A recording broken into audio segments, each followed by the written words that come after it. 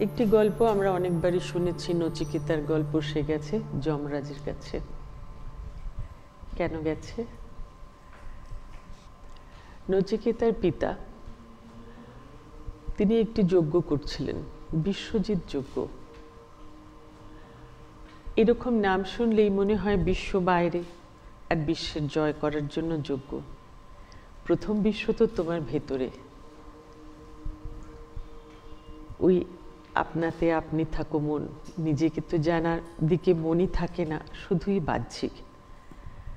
তাই এখানে বিশ্বজিৎ যজ্ঞের কারণ হচ্ছে নিজের আন্তরিক মনের উপরে সম্পূর্ণ কন্ট্রোল করার এবিলিটি আসার জন্য সেই সমর্পিতভাবে এই যজ্ঞ করা হয়, যার নাম বিশ্বজিৎ যজ্ঞ। তো নচিকেতার পিতা এই যজ্ঞ বিরাটভাবে আয়োজন হয়েছে, অনেক ঋষিমুনি। এই যজ্ঞে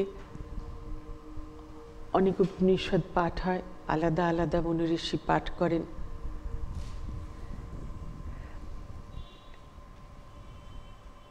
এমনকি একথাও বলা হয় যে ব্রহ্মা নিজে স্বয়ং ওখানে দেখেন সব ঠিক হচ্ছে কিনা। অর্থাৎ কি হলো, ব্রহ্মা থাকেন কোথায়? সে তো আর জগতে বিচরণ করেন না।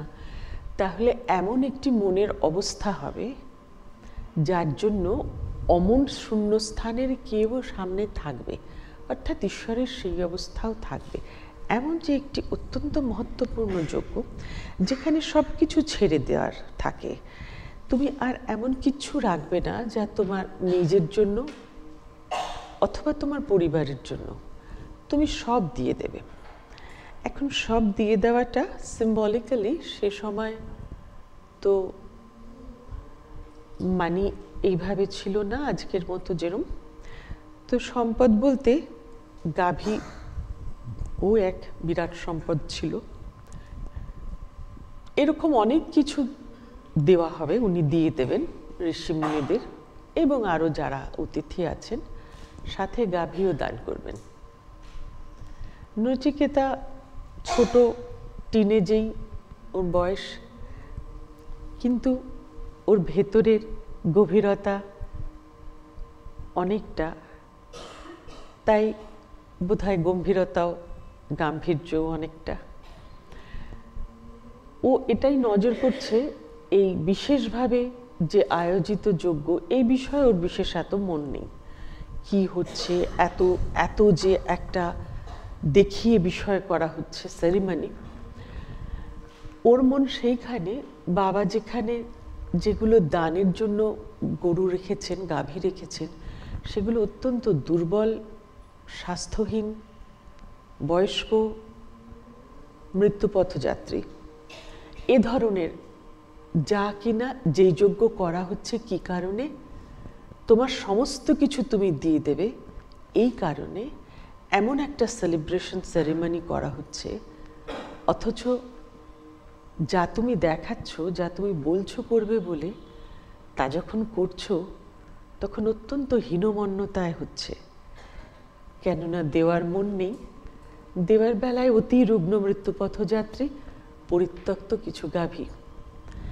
এই যে মিথ্যাচার, বলছে কিছু করছে কিছু, এটি তার বড় বেদনা লাগে। আর বোঝে না এরকম কেন করে মানুষ। ছোট ছেলে, প্রশ্নের উত্তর জানা নেই, বিরক্ত হতে থাকে।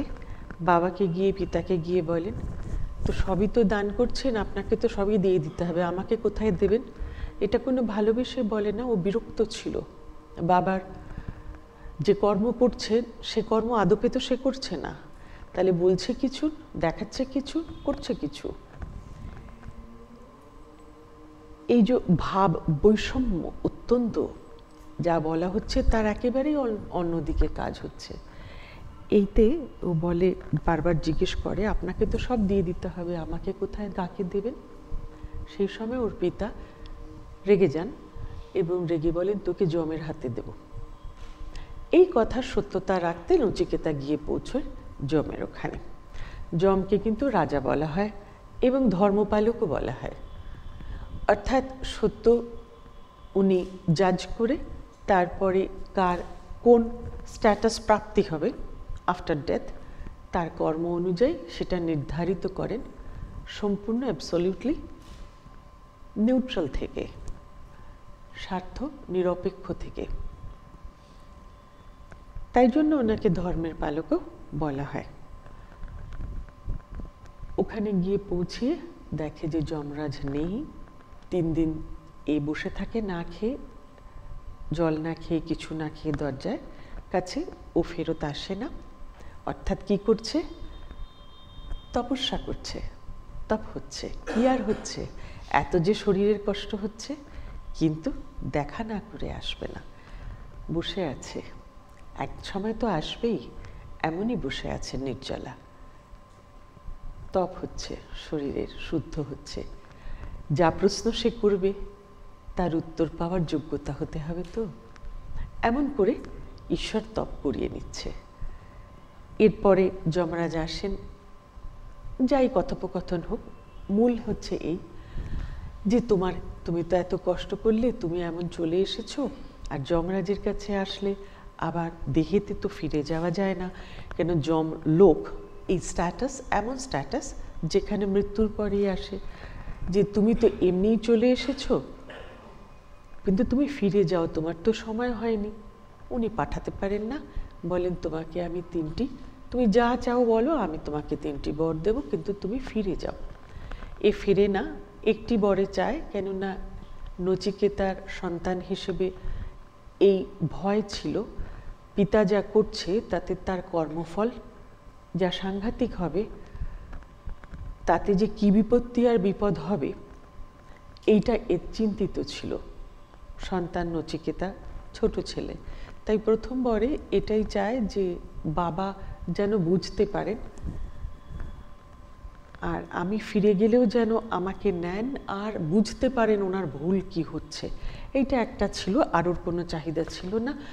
আর যমরাজ ওকে আর ধর্মের কথা বলতে চান না, ও বয়সে ছোট।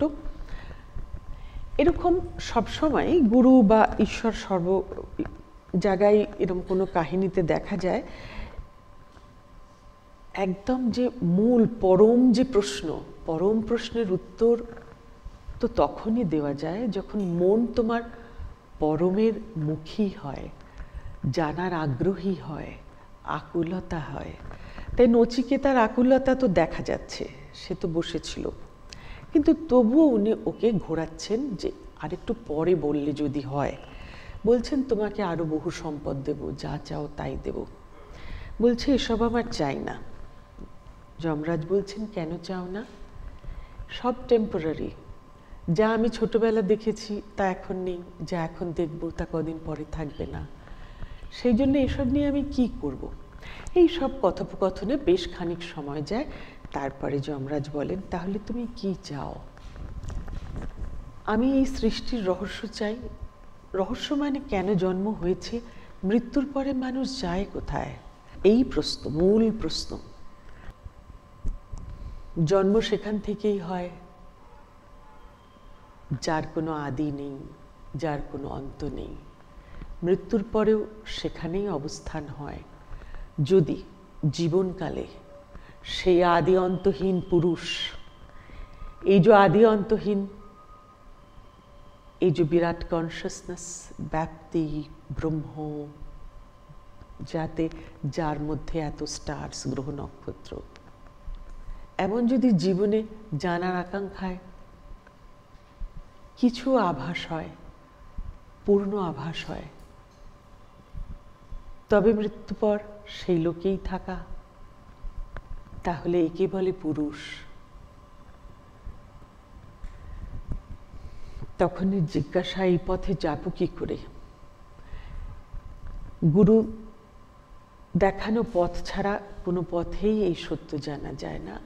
গুরু এমন একটি অবস্থা, যে জীবন পথে এই পথে চলেছে,